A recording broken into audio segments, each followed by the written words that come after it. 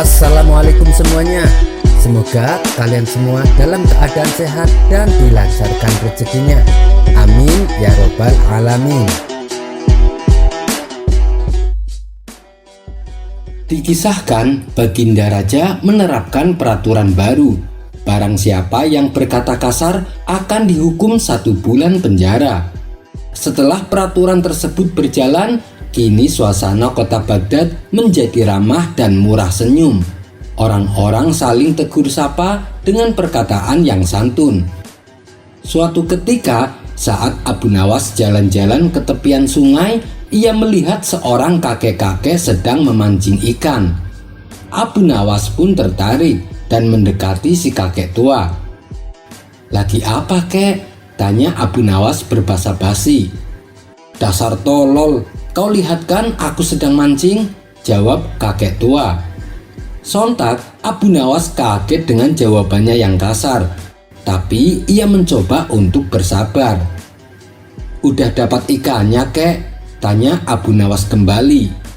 "Belum, tolol, berisik, banyak omong kau," jawab kakek tua.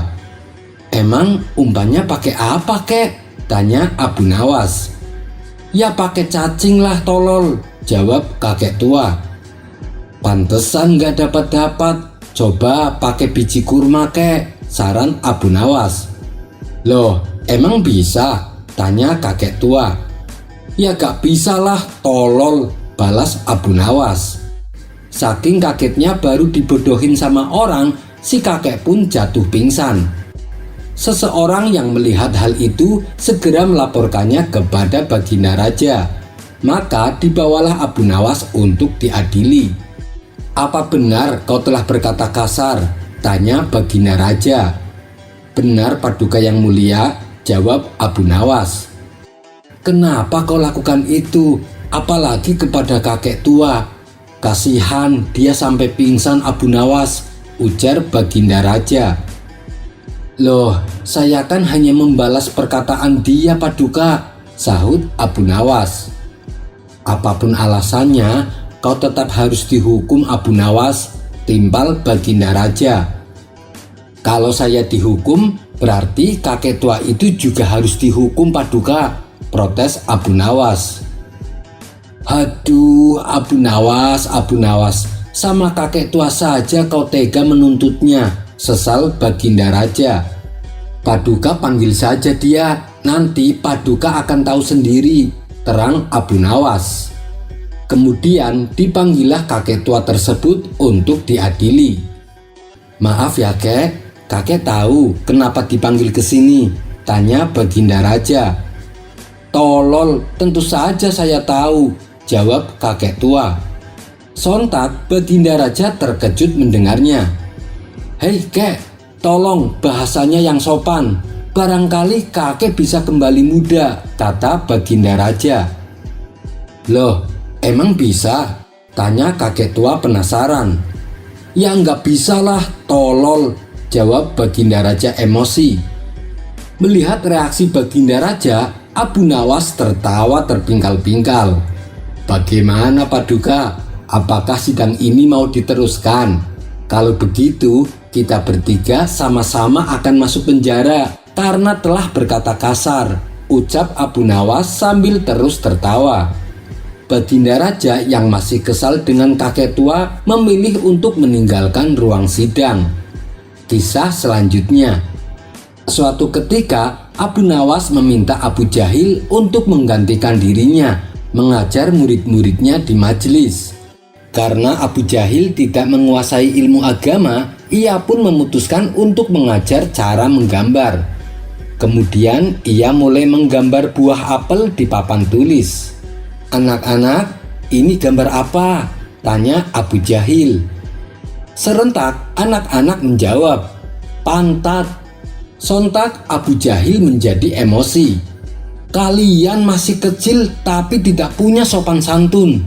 Berani-beraninya berkata jorok di hadapan orang tua," kata Abu Jahil memarahi. Mendengar suara kegaduhan di majelisnya, Abu Nawas segera mendatanginya. "Ada apa ini?" tanya Abu Nawas kepada Abu Jahil. murid-muridmu ini loh tidak sopan kepada orang tua. Mereka ditanya baik-baik, malah jawabannya ucapan kotor, jawab Abu Jahil. Abu Nawas pun merasa tidak enak dan ia segera menasehati murid-muridnya. Bukankah kalian sudah diajari adab kepada orang tua? Kenapa kalian tidak menerapkannya? Sesal Abu Nawas. Suasana majelis sesaat menjadi hening. Lalu Abu Nawas menengok ke arah papan tulis. Seketika Abu Nawas menjadi ikut-ikutan emosi. Kalian ini sungguh keterlaluan. Kalian bahkan berani menggambar pantat di papan tulis. Siapa yang melakukan ini? Ayo jawab, bentak Abu Nawas. Dia Tuan Guru, jawab murid-muridnya sambil menunjuk ke arah Abu Jahil. Abu Jahil pun langsung pingsan seketika. Kisah selanjutnya. Ada kisah menarik tentang seorang waliullah yang bernama Ibrahim bin Adham. Kala itu Ibrahim bin Adham sedang melakukan sebuah perjalanan. Di tengah jalan ia berpapasan dengan rombongan prajurit kerajaan. Mereka tampak gagah mengendarai hewan kudanya. Kemudian salah satu dari mereka yang merupakan komandan prajurit bertanya kepada Ibrahim bin Adham. "Hei, siapa kamu?" "Saya adalah pelayan Tuan," jawab Ibrahim bin Adham. "Kau tahu manakah jalan menuju ke pemukiman kota?" tanya komandan prajurit. Ibrahim tidak berkata apa-apa. Tangannya hanya menunjuk ke sebuah kuburan yang ada di dekatnya. Hal ini membuat komandan prajurit naik pitam. "Kau mengolok-olokku ya?" bentak sang komandan. Ia lalu menghajar kepala Ibrahim hingga darahnya menyembur keluar. Selanjutnya, dia mengikat tali ke leher Ibrahim dan menyeretnya seperti seekor hewan. Ketika mereka mulai memasuki kota, para warga menegur rombongan prajurit ini. "Dasar bodoh, dia itu Ibrahim bin Adham, seorang waliullah," kata para warga. Mendengar hal itu, komandan prajurit langsung terkejut dan kaget. Ia segera turun dari kudanya dan bersimpuh di kaki Ibrahim bin Adham. Ia memintanya untuk memaafkannya dan membebaskannya dari kesalahan yang telah dilakukannya. "Aku sudah memaafkanmu ketika engkau memukulku," tutur Ibrahim bin Adham. "Mengapa Tuan tidak mengatakan siapa Tuan sebenarnya? Tuan malah menjawab kalau Tuan adalah pelayan. Jadi kami tidak tahu," kata komandan prajurit menyesal. "Ketahuilah, semua orang adalah pelayan dan saya adalah pelayan Allah," ujar Ibrahim bin Adham. "Tapi mengapa Tuan menunjuk ke kuburan ketika aku menanyakan pemukiman kota?" tanya komandan prajurit. "Karena setiap hari kuburan semakin ramai dan kota semakin sepi." Kisah ini terdapat dalam kitab Tadhkirah Al-Auliya karya Syekh Farid Al-Din Attar. Wallahu a'lam bishawab. Kisah selanjutnya. Seperti yang telah diceritakan pada episode yang lalu, kalau Abu Nawas ini mempunyai hobi memelihara burung. Dari sekian banyak burung yang ada di rumah Abu Nawas, ada 2 ekor burung kakak tua yang sangat menyita perhatian warga, terutama bagi para penggemar burung. Pasalnya, kedua burung kakak tua tersebut bentuknya sangat indah dan salah satunya pandai bernyanyi. Hingga pada suatu hari, datanglah saudagar penggemar burung ke rumah Abu Nawas. "Hei Abu Nawas, aku dengar kabar katanya kamu punya 2 burung kakak tua yang indah," tanya saudagar tersebut. "Oh iya benar Tuan," jawab Abu Nawas singkat. "Mana? Coba aku ingin lihat," pinta saudagar tersebut. Maka Abu Nawas pun mengajak si saudagar melihat kedua burung kakak tua miliknya. Setelah melihat kedua burung itu, si saudagar pun berkata, "Burungnya indah sekali. Apakah kau hendak menjualnya?" tanya si saudagar. "Kalau harganya cocok, ya aku jual Tuan," ujar Abu Nawas. "Baik, "Berapa harga masing-masing kedua burung kakak tua itu?" tanya saudagar itu kembali. "Burung kakak tuanya ada 2 macam, Tuan. Yang satu bisa bernyanyi, yang satunya lagi tidak bisa bernyanyi. Burung kakak tua yang bisa bernyanyi harganya 500 dinar, dan satunya yang tidak bisa bernyanyi harganya 1000 dinar," kata Abu Nawas menjelaskan.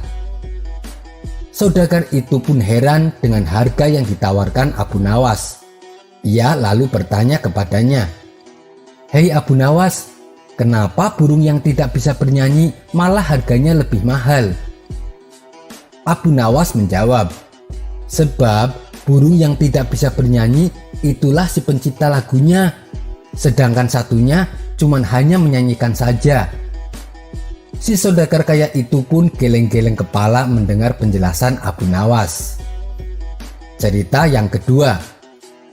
Suatu ketika, suasana majelis tempat mengajar Abu Nawas gaduh oleh ulah para muridnya yang pada bercanda. Namanya saja anak kecil, ketika gurunya tidak ada di tempat, maka mereka memanfaatkannya untuk bermain. Suasana gaduh di dalam majelis yang semakin menjadi-jadi membuat Abu Nawas segera mendatanginya. Mengetahui gurunya telah datang, para murid ini langsung pura-pura diam semua. "Kalian, saya tinggal sebentar saja, bukannya belajar tapi malah bikin gaduh," kata Abu Nawas menasehati. "Kalian ditanya pelajaran saja tidak ada yang bisa menjawab, tapi kalian malah bercanda dan bermain seenaknya. Lalu apa tujuan kalian datang ke majelis ini? Apakah kalian ingin seperti keledai yang dungu dan bodoh? Ayo, siapa yang ingin seperti keledai bodoh, silahkan maju ke depan dan berdiri," hardik Abu Nawas. Semua muridnya terdiam, tidak ada satupun yang berani menatapnya. Beberapa menit suasana menjadi hening. Tiba-tiba dari arah pojok ada salah satu murid yang maju ke depan dan berdiri di samping Abu Nawas. Melihat tingkah muridnya yang satu ini membuat Abu Nawas heran. "Apakah kamu yakin ingin seperti keledai yang bodoh?" tanya Abu Nawas kepada muridnya. "Bukan begitu, Guru. Tadi kan Guru mengatakan kalau ingin seperti keledai yang bodoh disuruh berdiri di depan. Saya cuma tidak tega melihat Guru berdiri sendirian di depan. Makanya saya berdiri di sini untuk menemani Guru," ucap murid itu dengan polosnya. Mendengar penuturan muridnya tersebut, wajah Abu Nawas langsung memerah menahan malu. Ia baru menyadari akan kata-katanya sendiri. Cerita yang ketiga. Meskipun usianya yang semakin menua tak membuat kecerdikan Abu Nawas berkurang. Hal ini terbukti ada seorang pemuda yang ingin mengerjai Abu Nawas, tapi malah ia sendiri yang menanggung malu. Kisah ini berawal ketika ada seorang pemuda di mana ayah si pemuda ini sudah meninggal setahun yang lalu. Suatu ketika pemuda ini berpapasan dengan Abu Nawas di sebuah jalan di kota Baghdad. Melihat penampilan Abu Nawas yang semakin menua, pemuda itu pun lantas berseloroh dengan pertanyaannya yang konyol. "Hei Pak Tua, kapan kamu mati?" Mendengar pertanyaan yang kurang ajar dan tidak sopan itu tak membuat Abu Nawas menanggapinya dengan emosi. Ia lalu mendekati si pemuda dan berkata, "Memangnya ada keperluan apa kamu menanyakan hal itu?"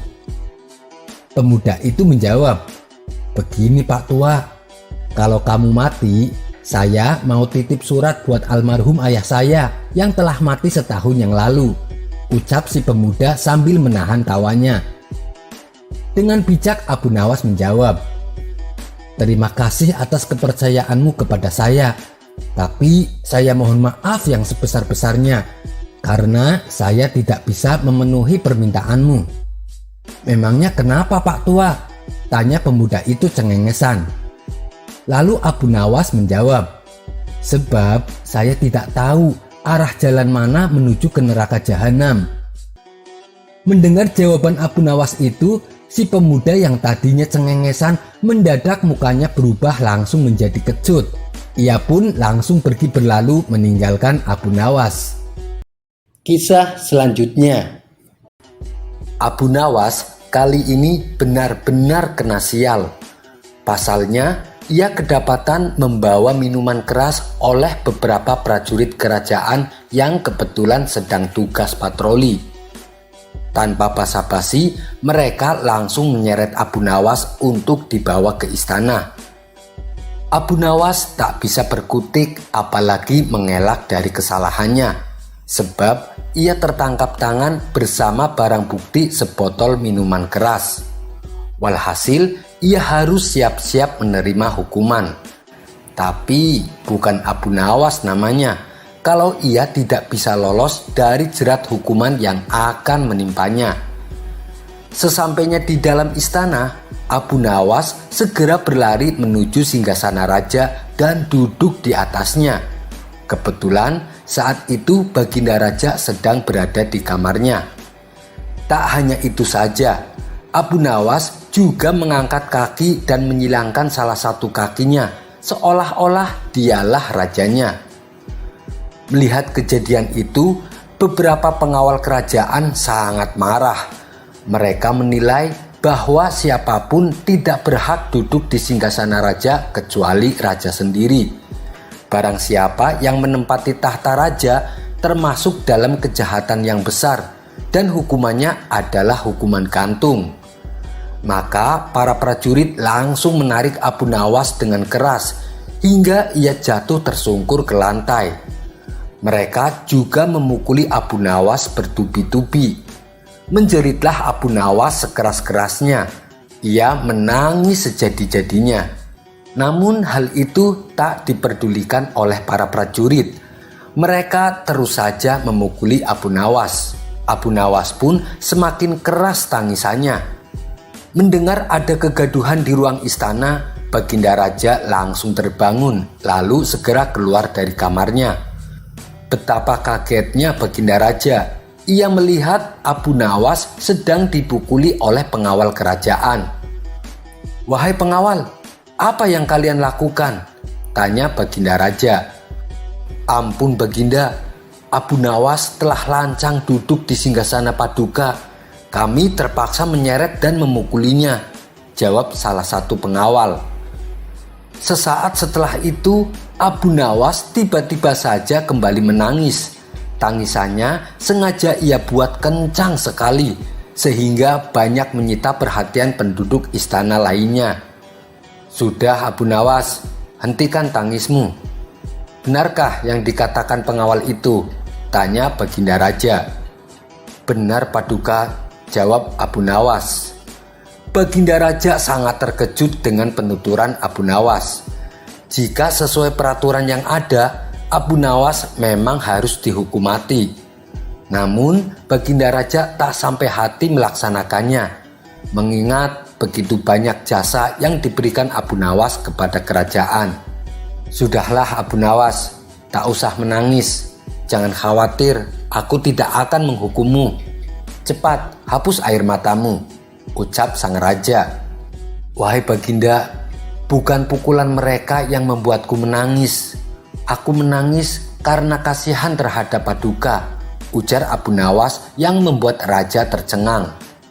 "Kamu mengasihani aku, mengapa kamu harus menangisi aku?" tanya Baginda Raja heran. "Wahai Paduka, hamba cuma duduk di tahta Baginda cuma sekali, tapi mereka telah memukuliku dengan begitu keras. Apalagi Paduka telah menduduki tahta selama 20 tahun. Pukulan seperti apa yang akan Paduka terima? Hamba menangis karena memikirkan nasib Paduka yang malang," jawab Abu Nawas. "Siapa yang berani memukulku?" tanya Baginda Raja emosi. "Malaikat yang meminta pertanggungjawaban Paduka selama Paduka menduduki singgasana itu," jawab Abu Nawas kembali. Jawaban Abu Nawas membuat Baginda Raja tak bisa berbuat apa-apa. Ia tak menyangka Abu Nawas telah mengingatkan dirinya. Nasihat yang sangat menusuk hati paling dalam. Tak terasa air mata pun menetes di kedua pipi Baginda Raja. "Baiklah Abu Nawas, sekarang pulanglah," perintah Baginda Raja. "Terima kasih Paduka yang mulia, memang itulah yang saya kehendaki," balas Abu Nawas. Beberapa orang prajurit yang menangkap Abu Nawas berkata kepada Baginda Raja, "Tapi Paduka yang mulia, Abu Nawas kami seret kemari karena perbuatan jahat lainnya." Baginda Raja membalas, Sudah, saya mau istirahat. Saya tidak mau lagi dengar ada kegaduhan. Biarkan Abu Nawas pulang," titah Baginda Raja. Karena sudah menjadi keputusan Baginda Raja, mau tidak mau mereka semua harus mematuhinya. Abu Nawas pun akhirnya lolos dari hukuman, meskipun ia tertangkap basah telah berbuat kesalahan. Kisah selanjutnya. Di setiap Abu Nawas menghadapi tantangan Baginda Raja, ia berulang kali berusaha bagaimana caranya supaya lepas dari hukuman. Berkat ide-ide konyolnya itulah, Abu Nawas selalu membuat Baginda Raja menyerah. Bahkan tidak jarang Abu Nawas justru pulang membawa hadiah. Namun kali ini Abu Nawas malah memilih untuk dipenjara daripada harus berbohong kepada Baginda Raja. Loh, kok bisa begitu? Begini ceritanya. Diketahui Baginda Raja Harun al-Rasyid mempunyai 2 orang putra. Putra pertama bernama Al-Amin, sedangkan putra yang kedua bernama Al-Ma'un. Al-Amin ini ternyata sangat bodoh dan pemalas, sedang Al-Ma'un terkenal rajin dan pintar dalam bidang ilmu sastra. Baginda Raja sangat menyukai Al-Ma'un karena kecerdasannya tersebut. Ini tentu membuat sang permaisuri tidak suka lantaran sang raja dianggap pilih kasih. Padahal keduanya sama-sama putranya. "Wahai suamiku, kenapa engkau tidak begitu menyayangi Al-Amin?" tanya sang permaisuri. Baginda Raja menjawab, "Ya karena Al-Amin tidak bisa membuat syair dan tidak kenal dengan ilmu sastra." Sang permaisuri berkilah, "Wahai suamiku, sebenarnya kalau mau, Al-Amin akan lebih menguasai ilmu sastra daripada Al-Ma'un. Sebenarnya Al-Amin lebih cerdas, ia hanya malas saja," tutur permaisuri membela Al-Amin. "Apa buktinya?" tanya Baginda Raja. "Baik, tidak lama lagi engkau akan melihat buktinya," ucap permaisuri merasa yakin. Lalu sang permaisuri memanggil Al-Amin. "Anakku, aku baru saja berdebat dengan ayahmu mengenai dirimu. Aku tidak rela kalau kamu dipandang sebelah mata dan dibanding-bandingkan dengan kakakmu yang bernama Al-Ma'un. Karena itu, kamu harus bisa menandinginya. Mulai sekarang, kamu harus tekun mempelajari ilmu sastra supaya menjadi seorang penyair yang hebat," kata sang permaisuri kepada Al-Amin. Keesokan harinya, Al-Amin pergi meninggalkan istana menuju ke sebuah tempat yang sunyi. Di tempat itulah ia mencoba mengasah pikirannya yang bebal. Ia berusaha menulis bait-bait syair tanpa seorang guru atau tanpa bimbingan siapapun. Beberapa minggu kemudian, setelah merasa mampu menguasai ilmu sastra dan menulis bait-bait syair, Al-Amin pun akhirnya pulang ke istana. "Jadi, kamu sekarang sudah bisa menulis syair, putraku?" tanya sang permaisuri ketika menyambut kedatangan Al-Amin dengan gembira. "Sudah ibu," jawab Al-Amin. "Kalau begitu, biar besok aku panggil Abu Nawas untuk menguji karya syairmu," tutur sang permaisuri. Esoknya pagi-pagi sekali, Abu Nawas sudah muncul di istana memenuhi panggilan sang permaisuri. "Abu Nawas, coba kamu dengarkan karya syair putraku ini," kata sang permaisuri dengan bangganya. "Baik, silahkan," ucap Abu Nawas. Al-Amin lalu membacakan beberapa bait syair sebagai berikut. "Kami adalah keturunan Bani Abbas. Kami duduk di atas kursi." Abu Nawas hampir tidak sanggup menahan tawanya mendengar syair tersebut. "Bagaimana menurutmu?" tanya Al-Amin kepada Abu Nawas. "Ya begitulah, kalian memang dari keturunan yang mulia. Tapi coba teruskan syair selanjutnya," ucap Abu Nawas penasaran. Lalu Al-Amin meneruskan membaca syairnya. "Kami berperang dengan pedang dan tombak pendek." Belum selesai meneruskan syairnya, Abu Nawas langsung mencegatnya. "Syair macam apa itu?" celetuk Abu Nawas yang sudah tidak mau berbasa-basi lagi. Al-Amin marah sekali mendengar cemoohan Abu Nawas tersebut. Ia lalu menyuruh seorang pasukan istana untuk menangkap dan memasukkan Abu Nawas ke dalam penjara. Beberapa hari kemudian, Baginda Raja bertanya kepada pengawalnya, "Abu Nawas kok tidak pernah lagi kelihatan? Coba kalian panggil Abu Nawas di rumahnya untuk kemari," perintah Baginda Raja. "Ampun Paduka Yang Mulia, tapi Abu Nawas memang sedang tidak berada di rumahnya," jawab si pengawal. "Memangnya Abu Nawas pergi kemana?" tanya Baginda Raja ingin tahu. "Dia tidak pergi kemana-mana Paduka Yang Mulia, tapi dia sedang berada di dalam penjara," balas si pengawal. "Apa sebabnya dia di penjara?" tanya Baginda Raja heran. "Abu Nawas dianggap telah menghina syair yang dibuat oleh putra Baginda yang bernama Al-Amin," ujar si pengawal. Mendengar penjelasan pengawalnya itu, lalu Baginda Raja memanggil putranya yang bernama Al-Amin. "Wahai putraku, kenapa kamu memenjarakan Abu Nawas?" tanya Baginda Raja. Al-Amin menjawab, "Begini ayahanda, Abu Nawas telah berani menghina dan mengecek karya syairku." Baginda Raja tersenyum dan berkata, "Ya tentu sajalah, karena karya syairmu kan memang jelek. Abu Nawas itu seorang penyair hebat, jadi bisa menilai mana karya syair yang bagus dan yang tidak bagus.